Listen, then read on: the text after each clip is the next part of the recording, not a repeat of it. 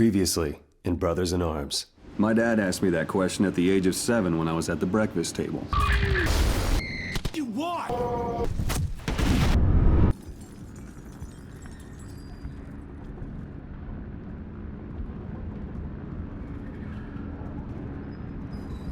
What is it that makes a great soldier? Is it his brain or his heart?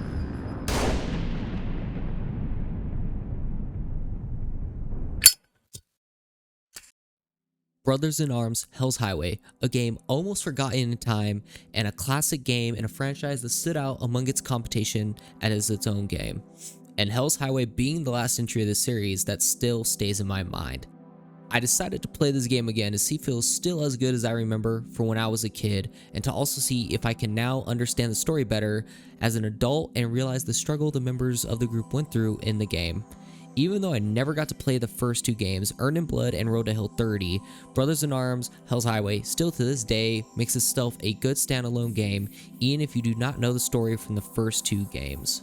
And the first thing I really had to relearn and rediscover was the story. And what is the story, you may be asking? Well, Hell's Highway, obviously being the third main entry of the series, takes place 4 months after Operation Overlord, which was the story of the previous game Earned in Blood, not counting D-Day and the DS version from 2007. We're leaving that out. But continuing the story with the same protagonist, Matt Baker, during Operation Market Garden, which took place from the 17th to 25th of September 1944 in World War II. The campaign of Hell's Highway takes you through a multitude of locations located in the Netherlands that range from farms, small towns, and a city. But as we first start the game with the introduction cutscene, many of the characters that you know from the previous titles, some of these are Hartstock, Corian, Cortland, Zanovich, Jasper, and more. And also introducing some new characters such as Dawson and Frankie, who are new to the franchise and are somewhat welcomed into Third Squad while still presumably being called Baker's Dozen, which is the squad's nickname. After the introductions for those who may not know the cast, the game then puts us in the first mission taking place at the launch of Operation Market Garden, with the 82nd and 1st landing near Nijmegen, hopefully I said that correct, it's up on the screen as well, and Arnhem respectively. Baker's platoon lands and meets up with a Dutch contact named Nicholas, who gives intel, and then with his platoon secure nearby landing zones for friendly allies, and also going to save a crash glider with survivors who are getting attacked by remaining Germans. Soon after getting together, they are bombarded with artillery and are ordered by Captain Auckland to flank and take out the 88 artillery, I guess that's the nickname for it, holding their advancement into the nearby town. In addition, there's also a shorter mission before the next chapter starts that take you on what seems to be like a revenge mission to kill a sniper that took out an ally known in the previous games with the short appearances. But as we approach and enter the second chapter of the campaign, the main focus is on the assault of the city of Eindhoven, which shows Baker's platoon and the 506 start by attacking Eindhoven through the northern outskirts of the city and proceeding through taking out artillery, German trucks, a fuel dump, and communications. Additionally, Nicholas helps relay information to Baker's platoon, which helps out significantly, like really significantly. But unfortunately, Nicholas also tells Baker about his son Pieter, who ran off with his pistol in order to fight the Germans, but is scared of him dying or worse. While not the main priority, Baker makes it his personal and secondary goal to make sure he helps get Pieter back safe to his father. Continuing with the main objective, however, you fight through the city and the platoon assists the XXX Corps, which is a tank battalion, pushing through the city. And after taking out 2 stores of Germans, an anti-tank, and even a sniper, Baker picks up the sniper from the German and sees a kid who kills a German, who he thinks may be Pieter. So after you take control and kill all these Germans that attempt to kill Pieter, and after he moves into the safety of a toy shop, where he later finds him to save him and return him to his father. After this, however, is really the build-up to Chapter 3 with a lot of twists and a lot of spoilers that I will not be discussing, however, in this video, if you would like to, experience that. But to sum it up without spoilers, is basically a bombing of the city, retaking a town, destroying panzer tanks, and also, finding a secret from one of the new members of the squad, and the most I could say is Dawson. This is where the story truly changes and forms itself to become more than what the player realizes, finding what the story is really about in the end, which is guilt, regret, and trauma created around keeping a secret, and Baker watching his men die over and over, which he has kept hidden since the first game, but was never even told or revealed much until Hell's Highway. Now, Baker's seeing the flashbacks and ghosts, which makes it even harder, matter of fact impossible, to forget and be able to move on. And whether you like it or not, the truth will have to be told at some point. And obviously this isn't just a storyboard, storytelling, whatever you want to call it, of Brothers in Arms Hell's Highway. I ain't trying to spoil anything. This is a review. So let's get into the brass tacks and talk about what makes this game good and what are some of the negatives to this game. But we'll start off with the goods. First things first, I love the AI squads. I love that you're able to go offensive, defensive, and be able to control the AI with different roles and use that to make strategies. And it helps you, not just learn the roles and understand what they're meant to do, but like understanding what each squad does best and using them to your advantage. This mechanic is similarly heavily relied on in the actual gameplay because the enemy AI being programmed to flank you if you stay defensive for a long time. So you actually need to be either aggressive or switch to defensive in an instant, which I love because it also shows how tedious war can really be. And you only get to push up a few feet at a time, making minimal progress, which is more realistic and actually I prefer.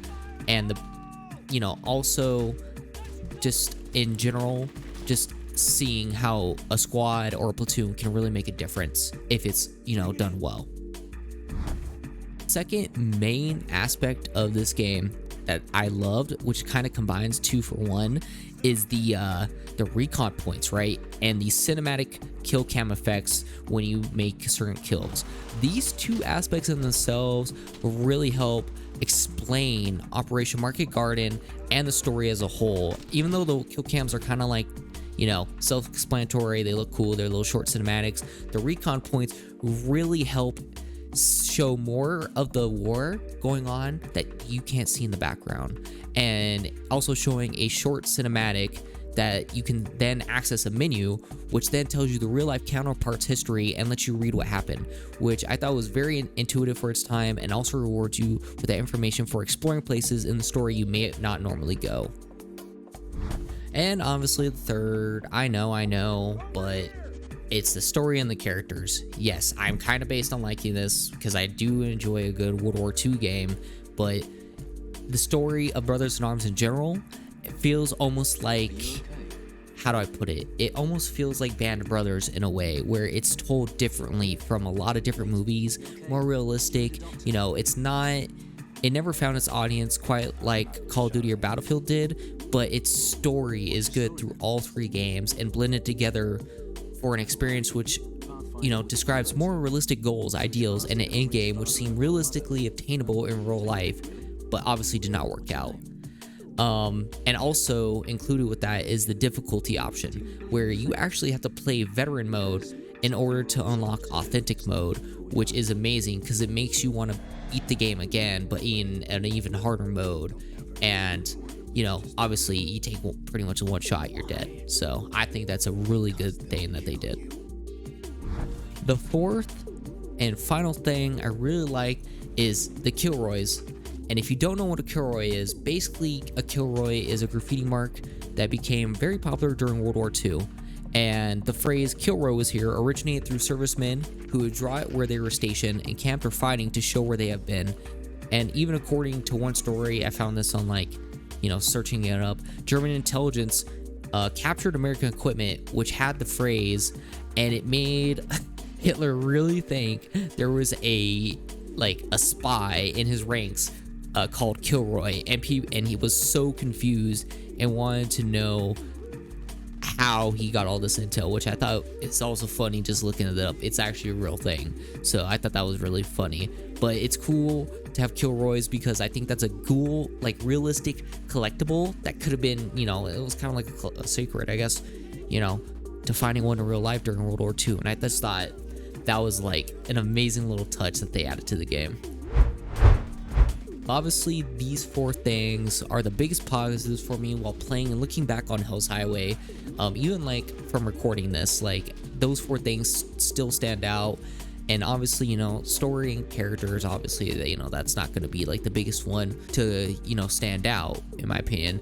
It's really the other 3 that to me make the game what it is and separate it from a lot of other games. But obviously, you know, there's always a bad. There's always a bad to it. And there's really only 2 main things that were really bad about the game that to me made it really bad at a time. And the first main thing is the controls. Yes, I'm talking about the controls because I prefer controller over keyboard for gaming. I grew up on Xbox and I used the controller for almost 18 years. It's not something I could just change in a day. So even though I'm getting better at keyboard and mouse in certain games, right, I will personally always prefer controller over a mouse and key unless it's literally physically impossible, which luckily in terms of Hell's Highway it was not, but I genuinely thought it was, because it is terrible until you fix the controls to something you like more. And literally I spent 30 minutes just to get the controls to something I like and remember to press, which for me is a big negative, at least when I started to play the campaign. But once it was figured out, you know, the game never really had another problem with controls, which, you know, is a positive in itself. But obviously doing that at the forefront is kind of a big oof, or, you know, moment for the game, in my opinion, especially playing on PC. And the second and only other frustrating part that I really had with this game was the bug stuff that was happening with the AI near the end of the game, which made it almost impossible, but really just harder to complete the level that it occurred on. And the bug literally happened on the mission Hell's Highway, which I think is kind of ironic.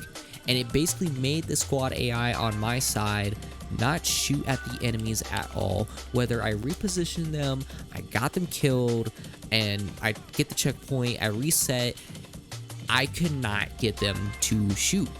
The only time they started shooting again is when I literally got to the next mission. Like the whole next mission, not a checkpoint, the next mission or chapter. That was a bug that I never experienced the last time I played it, but my goodness gracious, it is a bad bug. And to me, that's the other bad thing that I personally found with the game was that. And it truly made me mad. Like it got me kind of steamed, you know what I mean? Like I was like, come on, why aren't you shooting? Like literally I have a bazooka and I can't use it to destroy a tank. What do you mean? Like I was getting mad. So yeah. To say the least, that was not a fun experience, but it is what it is. But there is one last thing, and it's not really a negative thing, I guess. It's more of a frustration thing in general, and is the ending of Hell's Highway. And basically there were supposed to be more Brothers in Arms games, and what you get for this ending is obviously not the true ending for the series, because what shows at the end of this game leads into what characters and story could have been seen in the next game. And it almost feels bittersweet, because if you don't know there's not an ending, it's unfortunate to see, but obviously there's nothing more we can really do since they're not currently making another Brothers in Arms game and have not worked on one since this release in 2008. However, there has been talk, you know, even in more recent years like 2018, that they did want to make more and continue the series. So, you know, we can hope and dream, hopefully. But until then, let's just enjoy Hell's Highway and Earning Blood and Road to Hill 30. What was the secret kept by Baker and Leggett, which caused the guilt, PTSD, suffering, and even the death of Leggett? This is spoiler territory, so if you want to skip to the next chapter of the video, and this is your only warning you will get for this, pretty much. So basically, what is the secret? The secret is near the ending of the game after the mission Hell's Highway, and during the intro cutscene of Those We Lost, Dawson talks about Leggett's secret and confronts Baker, and almost forces Baker to either tell the men he leads himself, or he will do it for him. With Baker knowing fully well that either way, whoever tells the secret may break up the platoon. So he does it and reveals that in the first game, Road to Hill 30, in the 12th chapter, Buying the Farm, they get pissed off that nobody in the platoon likes him, started a fight with Alan, and because of the noise attracted German soldiers who attack the pair of three and kill both Garnet and Alan, while Leggett stands there and watches, doing nothing to help to either of them, and almost showing no remorse until after both are dead. That is the secret. That is what haunts Baker, and the secret that destroyed Leggett from the inside and took him to the grave. And that is the culmination of the guilt, trauma, PTSD that Baker carries with him the entire game. And if you really think about it, it's haunting, you know. So that's the secret that culminates to the end of the game. And when he shares that, you know, it breaks up the platoon. Certain people obviously want to leave. Certain people obviously didn't care enough and they stay.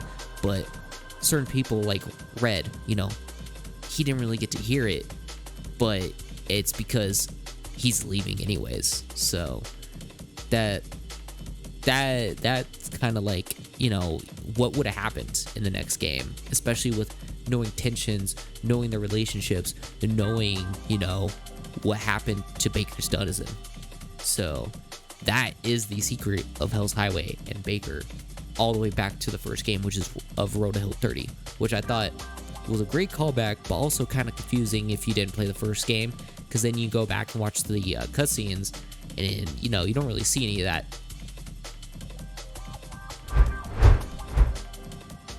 But to summarize and conclude, to me, Brothers in Arms, the game series as a whole, is a take on World War II and war that has not been seen or replicated to my knowledge since it released in 2008. And the outlier of this series is obviously Hell's Highway for me. You know, obviously I'm making a whole video just on this, so obviously this one stand out to me. And it's not only one of the few great story games that I remember playing when I was a kid, but also introducing mechanics and a more realistic gameplay that has still not been replicated by the big AAAs like Battlefield or Call of Duty to this day, which I think is crazy. And I think Brothers in Arms was a series cut short of an amazing ending to what could have been an even greater finalization of this series. And it would be like if you were watching Band of Brothers as they were making it, and they decided to end it on episode 8. And if you watch Band of Brothers, you know episode 9 is one of the most heartfelt and amazing episodes of the war, you know, to really get you understanding stuff. But they decided not to make it because, you know, certain things. Like, that's what it felt like with Hell's Highway. You had the build up all the way to the real drama, and they just cut you off at the end, which is a very unfortunate. But in the end, for me at least, Hell's Highway still has a special place in my heart. And if you ever get the chance to play it, whether it's your first time or replay the game, I know you will find something you may love about the game and will make you want to play, you know, and learn more as well. But for now, let us hope for a future where the final game of the, or even games, are made. Replay the games if you do to enjoy and relive our early 2000s nostalgia. And I will see you guys in the next video. Take care. Peace.